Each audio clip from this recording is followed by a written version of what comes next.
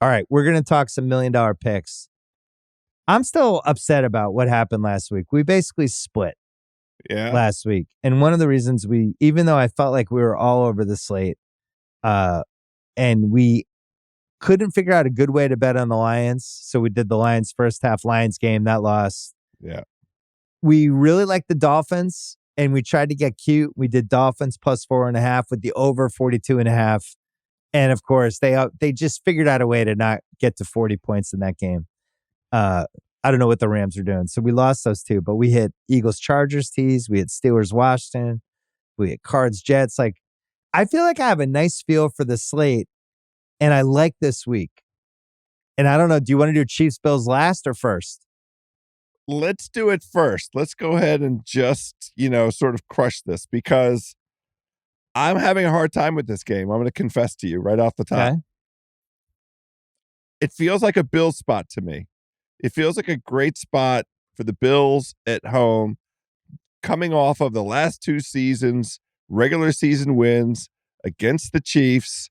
It matters. Now, look, with where the Bills are with only 2 losses, it's kind of crucial in terms of the seeding for the AFC. So that would be the argument for the Chiefs going all out here. The Chiefs are not walking in here looking to concede anything to the Bills, but I don't know. It just feels like a Bills spot to me. As in a Bills minus 2.5, you'd want to bet that spot and bet against Patrick Mahomes as an underdog, even though his, 13-1-1 as an underdog career? No, under no circumstances am I betting against Patrick All right, I just wanted to make sure. I thought I didn't know if you were a Buzz house or I just did heroin house because there's no way we're betting against Patrick Mahomes. No chance. Absolutely no chance. So I do think it's probably going to be a close game. And I was looking at a couple of spots to bump that from a plus 2.5 to either a plus 3.5 or a plus 4.5. I think the Chiefs can also win. Of course they can. I'm saying like we could just bet the money line. But the Bills, it's a more important game for them for 9 different reasons. That's what I think. And that part worries me. I wonder if the Chiefs a month from now when they have all their weapons back will be a slightly different thing. But I just like the football matchup for them with the type of defense the Bills have versus what the Chiefs have just been good at are these long drives, 3rd and 4s, 3rd and 7s, just moving the chains. And I think you can do that against the Bills and then go deep on them. I think the fact that Baltimore looked so good against that Buffalo D that time, I don't think that's not nothing. Like when they went against a really good quarterback, they got kind of torched. So, yeah, what scares me, like inside the X's and the O's, is how hurt Buffalo is at the receiver position. And if they try and establish the run, then you're in trouble because the Chiefs have a dominant the Chiefs will swallow that run up. defense. It looks like Dalton Kincaid might not play. Yeah. And even if he plays, he's hurt. Amari Cooper's hurt. I don't know what's we're taping this on a Thursday. I don't think this is the right version of the Bills team. Right. Because I think realistically, you need to get to 27 points to beat this Chiefs team. It does make them put up points back. But anyway, there's a couple of things I have with Chiefs plus 3.5 or Chiefs plus 4.5 tied to the Lions. Well, let me ask you this before you do it. Why aren't we just auto teasing the Chiefs, taking the Chiefs from 2.5 up to 8.5? I looked at that. Couldn't really find the second team that I felt awesome about. Like you suggested the Dolphins. I don't trust the Dolphins. I don't trust this jockey, Mike McDaniel. I don't want to put him in a tease. I'll confess I've had some misgivings my own self. Tua, like when Tua trying to tackle that dude on the interception and it seems like he got hit in that. I just don't want any part of that. So one of the things I was thinking was you could take the Chiefs to plus 4.5. You could do the Detroit first half game bet against the Jaguars, who they're favored by 13.5 against Mac Jones. That's minus 102. You could do Chiefs plus 3.5, Lions minus 2.5 against the Jags. That's minus 119, basically. Maybe that's the like move. That one. By that extra half point, Lions just have to win by 3. Yeah. Okay. Is Mac Jones going to win in Detroit? Nope. No, sir. No, he is not. He's not winning. Okay. So we'll mark that down. Next one, both of us like. The Broncos are home for the Falcons, and this line is under 3, and it's a gift from the gods. Denver's defense, first yards per play, second in sacks, third in QB hits.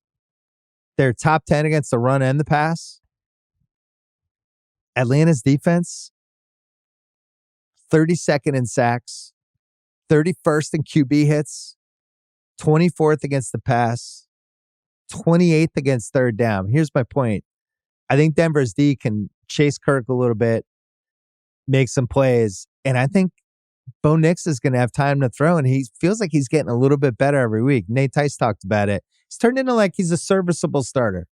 They can run the ball. I like this rookie that's going to play for them that everybody's grabbing, including in our keeper league. I grabbed him. Estine, whatever his name is. Yeah, whatever. Seems like they're excited about him, but I think they can run the ball. I don't think the Falcons are good. How about that? Not only do I share this opinion, I think the Broncos, I'm going to be looking at some alt lines to lay. Oh, we did that last week. To lay for Denver. Yeah. Well, no, I'm going to lay extra to get some juice on it for Denver because I think they might beat the hell out of Atlanta. It's Atlanta, to Denver, the altitude, it's outdoors. So the version of the Atlanta offense that has been successful, the wins that they've collected, that's not going to be and I just think this Denver defense is going to be getting up the field and into Kirk Cousins and making him uncomfortable. And Bo Nix has shown us, he's got a string of over 200-yard games and confident. A couple touchdowns. I think it's a great spot for Denver. Plus, Sean Payton's not going to lose 3 straight games. I mean, they lost to Baltimore. Fair enough. They lost to the Chiefs in a game they had won until the last play of the game. Well, until the Chiefs cheated. Let's be honest. What the hell was that? Have you seen some of the internet videos of that? Are you allowed to put 19 guys on one side of the line and just knock the left guard flying backwards with 7 guys? Thought we outlawed that. That's the A-side team right there. That's the Chiefs. That's the A-side team. So, yeah. Atlanta on the road. They've had 4 road games so far. Week 2, Philly. Game was over. Philly fucked it up, and Atlanta scored at the end 1-1. Carolina, they killed. Tampa barely won, easily could have lost. And then New Orleans, they lost. You go look at through their wins, and it's just like they easily could be 3. They have 6 wins. They also easily could be like 3-7. Yeah, yeah. They're 3 plays away from being a 3-7 team. I just don't think they're impressive. I thought that New Orleans loss was awful. I don't think there's any difference between these two teams in terms of power ranking and all the rest of it. I prefer Denver. Me too. I think Denver's like, oh, sorry you lost to Baltimore and Kansas City. Like I still feel like they're back-to-back weeks. Yeah, they're the good bad team. I'm in on Denver, so Denver -2.5. We'll mark that. I hesitate to bring this one up, but Colts +3.5 against the Jets. It feels like a unique chance to bet against a downtrodden Jets team that has sucked the soul and life and spirit out of the fans, out of the city, out of the players on the team. The Rodgers thing, Tim Keown had a thing on ESPN. He had a whole story about the last 4 weeks of Rodgers. You read that, and it's like, this is bad. And it was not a lot of smoking gun stories, but it's just like, this sucks. This is gone. It couldn't have gone worse. Their season's over. I don't think they like playing with Rodgers. They built the whole team around him, and he's banged up and probably broken. And then you have the Colts who are getting points. The Jets, they're 30th rushing. The Colts, that's the one way to beat them is to run on them. The Jets are bad at running the ball, as anyone who has Breece Hall knows. I just feel like the Colts can get on track, but Anthony Richardson is starting. So here's the thing, and I do want to lean into the Colts, but it would be with caution. There is a bet out there that I think is a tremendous bet, and it's Anthony Richardson over 38.5 rushing yards. I think he might run for 100 yards. Like I'm not suggesting anybody wager on that, But I think that the commitment that Shane Steichen is going to make to getting Richardson's confidence back, the thing that he is best at is moving the football with his legs. They are going to give that man the green light. And the thing that we have seen with this Jets defense again and again and again is they are not tough. That is not a tough defense. They don't like to take on big. What we saw in terms of the Cardinals running the ball right down the Jets' throat, the 50-yard play, right before halftime with the Cardinals against the Jets. That's the identity of this Jets defense. I love the Anthony Richardson over 38.5 rushing yards. That's one of my favorite bets of the weekend. So they're plus 3.5. What if I offered you Colts minus 2.5, parlayed with Anthony Richardson over 38.5 rushing yards is plus 366. I mean, how am I allowed to say fuck yes on this podcast? You know the answer to that. Because what are you talking about? I love that one. The other way to do that is just do the Colts money line plus 176. That's plus 309. Where do you think Aaron Rodgers is going to go in the Trump administration? Where he's going to be the ambassador? Where is he going to be the ambassador? The ambassador to? He's going to be the ambassador of Oskaloosa. What's that drug called? To Mexico? Is he going? Is he going to South America? Turning into my dad. Ayahuasca. Where is ayahuasca? He's going to be the ambassador of ayahuasca. Well, he can be the ambassador of and Oskaloosa. They could send him to Tahiti. Where's he want to go? He's definitely going to get a job in the administration. So, Colts plus 3.5 with Richardson over 38.5 is plus 209. Let's do that. That's fun. Plus 3.5. It's a field goal game. Okay. Don't you think that's fun? Yeah, that's a good one. Plus, every time Richardson, the fun thing about that is it is fun to watch him run. You sure you don't want to do the plus 366 where they win by 2.5? 2 in a small, like we did last week. We put 10 grand on some ridiculous, both the Giants and somebody else to win. Yeah, San Francisco. That lost. Those two teams. All right. By the way, I don't feel like the Colts are that bad. I thought Flacco, and I thought it was the right move to start him. Flacco was terrible. Yeah, it's officially over. I don't know what happened to him in the Browns for those 5-6 weeks, but he's back to being the Joe Flacco we remembered and loved betting against. I tried to do my Irsay impression on Monday because I'm so on our East Coast Bias podcast. I'm 1,000% positive that Irsay, after Richardson tapped out and said that in that press conference, he came downstairs and get this guy. I can't have this guy. He's a quitter.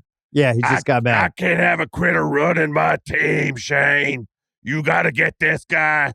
And Shane's like, okay, it's your team. It's your team. It wasn't the right football decision. It wasn't the right franchise decision. But, they did what the owner wanted, and now we're back to the football plan. And Shane Steichen has the football plan, so we're doing the right thing here. Next one. I think we are in violent agreement. Chargers against the Bengals. Chargers laying minus 1.5. Bengals in a must-win spot, a very popular public team. Explosive offense, fourth passing. Burrow's been a fantasy god. And yet I love the Chargers. Is this our argue pick? I don't know. The concern is Burrow these nuts. We burrowed these nuts. He is on a heater. He's been incredible. And those weapons are unlike any weapons that the Chargers have seen to this point. Yeah, but we don't even know if Higgins is playing. It's still... He's got the red flag next to him. Believe me, I have him in fantasy. It's questionable. And they can't run the ball, the Bengals. They can't run the ball. Cannot run the ball. This is the Bengals season because they are behind both the Chargers and the Broncos.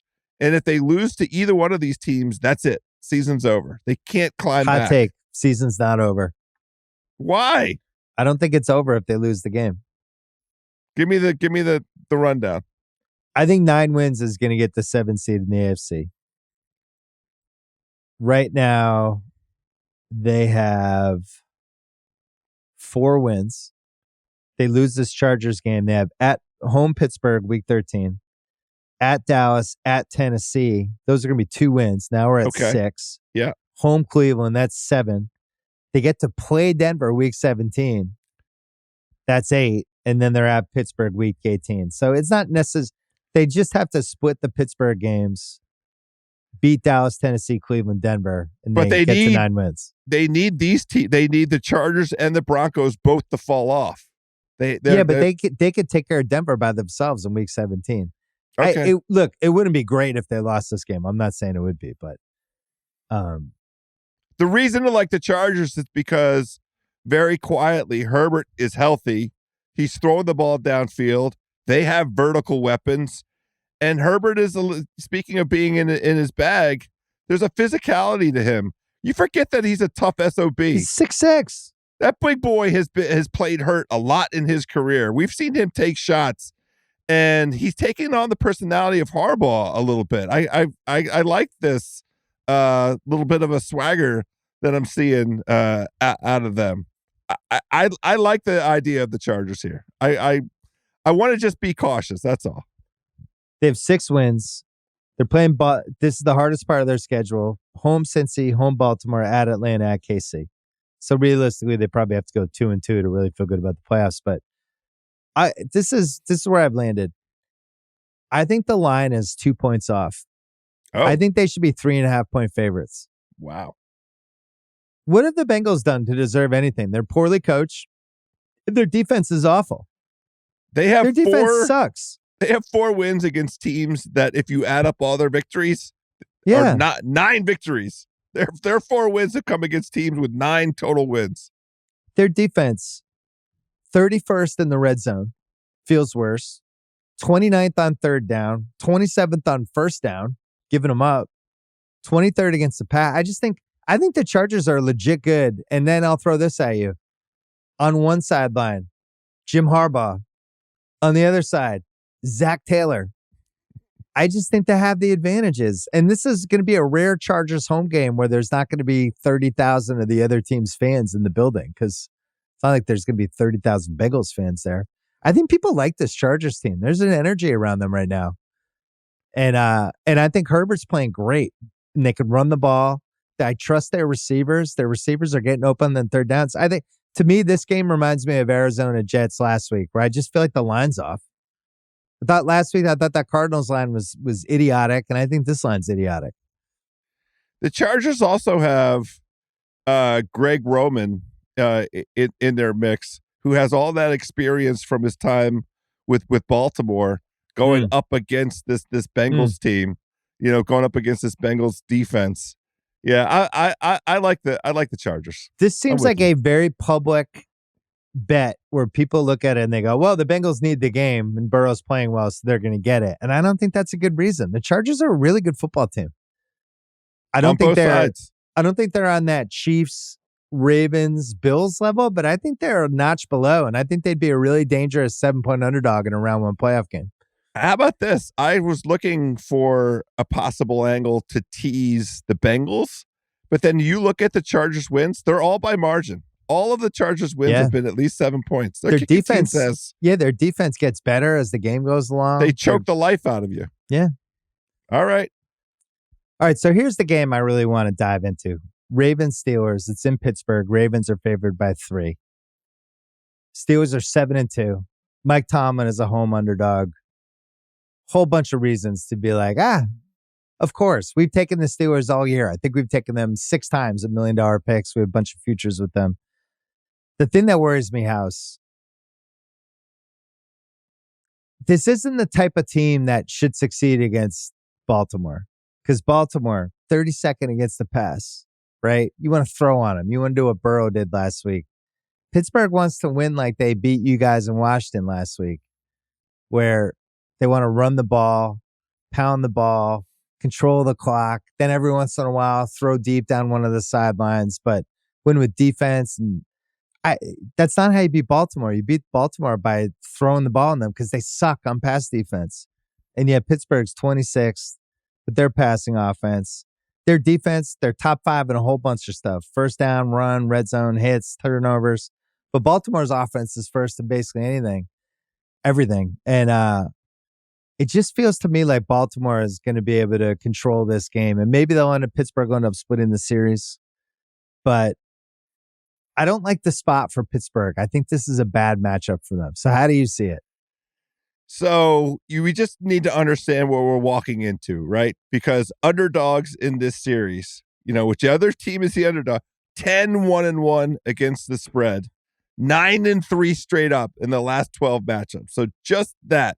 Each of the last 5 times that the Steelers have been underdogs, they have won outright.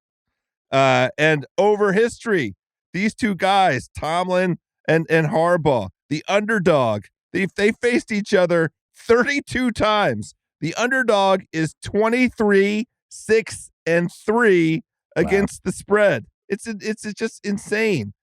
Pittsburgh, the underdog, when the line is 3 points or more, 18-2-3 between these two guys. So that's what you're up against when you're walking into this. But look, here's the thing. I'm not going to make the whole handicap about one guy. It's just a big deal for Pittsburgh to not have Alex Highsmith because what he brings to them pass rush wise, I got it out. A pass rush. I got pass rush Collinsworth. Yeah, he brought a balance. Right. And now that balance, because we've seen it where there's been guys missing. Helpett was missing for a couple games. And it felt like they were back, and now all of a sudden they're not back anymore. There is not a defense on earth that can slow down this Ravens team. It seems. So you have to believe that there's a significant advantage, which is crazy, for the Steelers in special teams. It's a rarity to talk about Baltimore being behind anybody else in special teams, but they are highly mediocre, highly average because Justin Tucker's fallen off a little bit. Their punter shanked a punt against the Raiders, and that is how the Raiders came back in week 2. Yeah. And the Steelers are doing what they do. I mean, they're third DVOA on so maybe it's a teams. Stay away. I'd like a teaser leg. Oh, come on.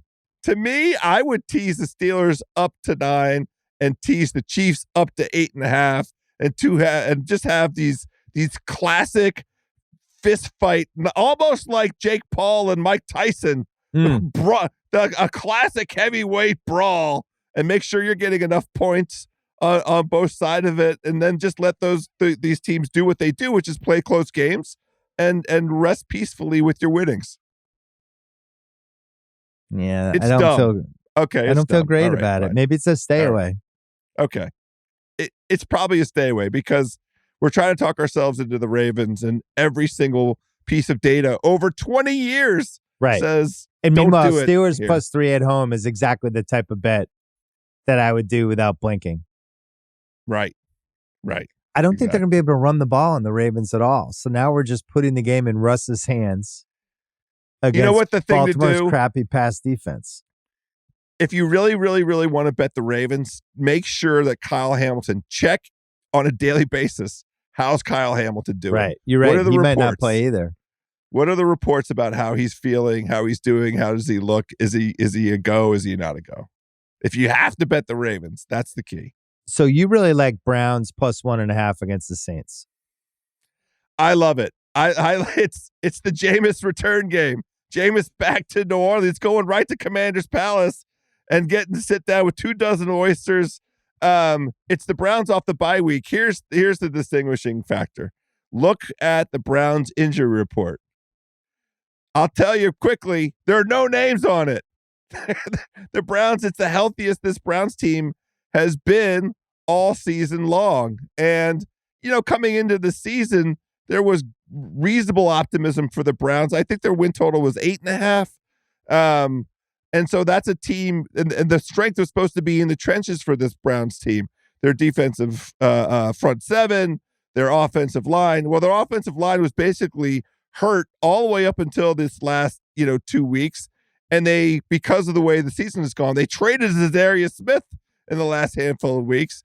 But I think it's just the Saints team. They got the new coach bounce. They got rid of Dennis Allen. They won one for the clogger. That's the best. It's an amazing run for the Cloggers 1-0. The Sunday night Bill Simmons podcast with Cousin Sal between middle coach. Yeah, we've had a good run of coach nicknames. Yeah, so the Clogger got his win. Yeah, I think the Saints are terrible. They are terrible. Are they going to be able to throw 3 bombs to Marquez Valdez-Scantling? I can't even say the names. I don't think so. Can I read you some really fun Cleveland offense versus New Orleans defense matchups for this game? It's going to be hilarious.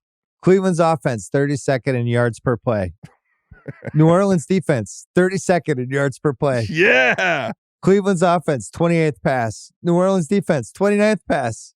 There we go. Cleveland's offense, 28th with the run. New Orleans defense, 27th. And then Cleveland's offense, 32nd hits to the quarterback. So last, they've given up the most quarterback hits. New Orleans, 27th in hitting the quarterback. So this is like the worst possible offense against the worst possible defense, basically. What but as you said, Browns are healthier. Nick Chubb, who had a bye week last week, who was finally starting. Maybe this is like the Nick Chubb game. Jameis going to New Orleans. I kind of like the Browns. I'm with you. Isn't that fun? Let's do it. Plus the line is so crazy. Yeah, the Saints being favored. The Cloggers favored. Look at the price. It's like even money to take the favored team, and you have to lay crazy juice if you want to take the Browns. It's like minus 125 to get the 1.5 points. Yeah, why is that? The Browns, they're minus 122 plus 1. So this is a money line bet then? Yes, clearly. Browns minus 108. Okay.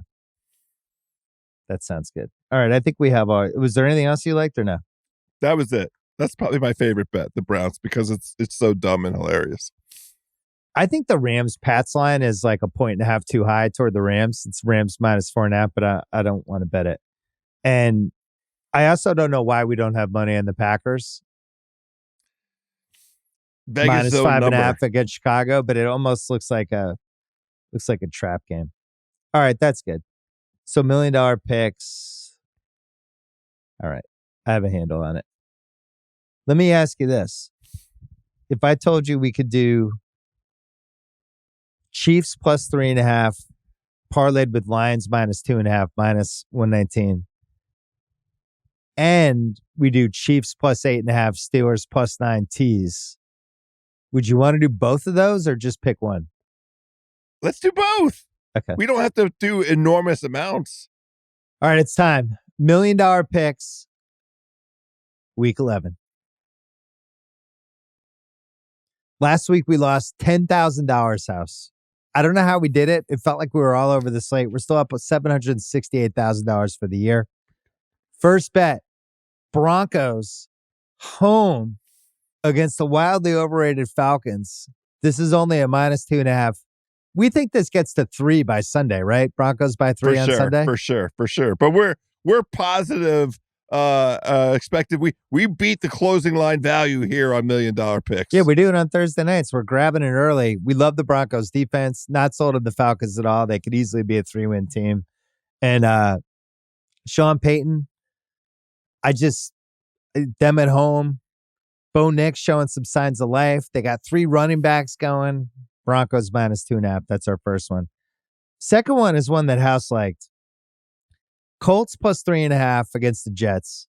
Just because if we can bet against the Jets every week, we're just going to do it until Rodgers gets shut down. That's right. Anthony Richardson's in this game. House, you had a theory about what Steichen's going to do with Richardson. I really think that they're going to put the ball in his hands and let him have the green light to run early, to run often, and just like reestablish himself, reestablish the team's confidence in him. He's a tough guy. He's going to show them that he's a tough guy. He's going to get the job done. And Ambassador Rogers can't wait to go off to his exotic destination. So we that was plus 209. Colts plus 3.5 with Richardson over 38.5 rushing yards.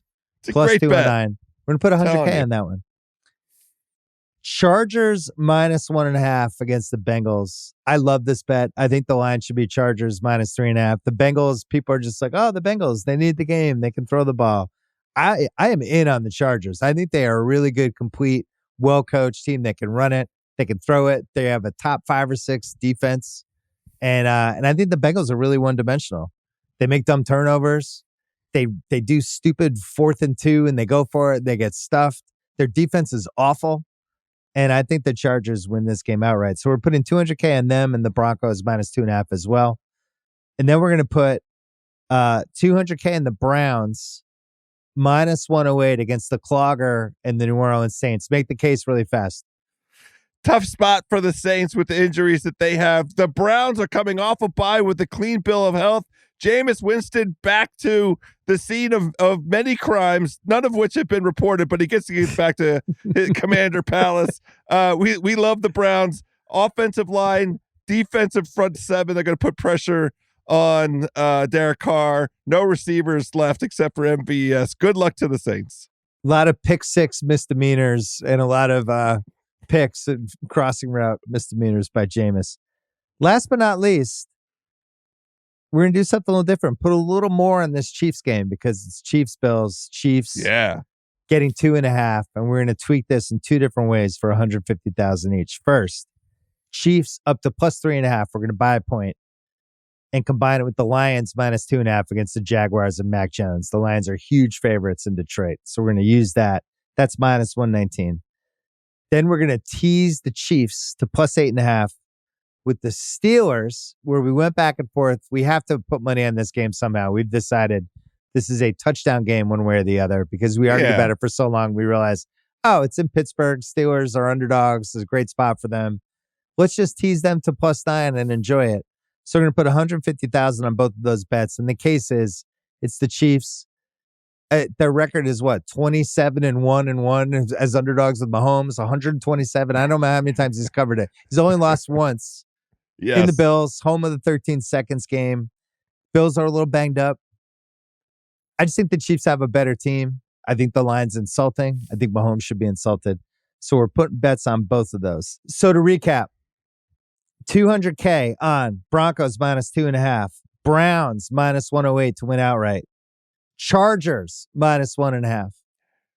Then we're doing the Joe House parlay, Colts plus 3.5 with Richardson 38.5 rush, 100K to win plus 209 on that.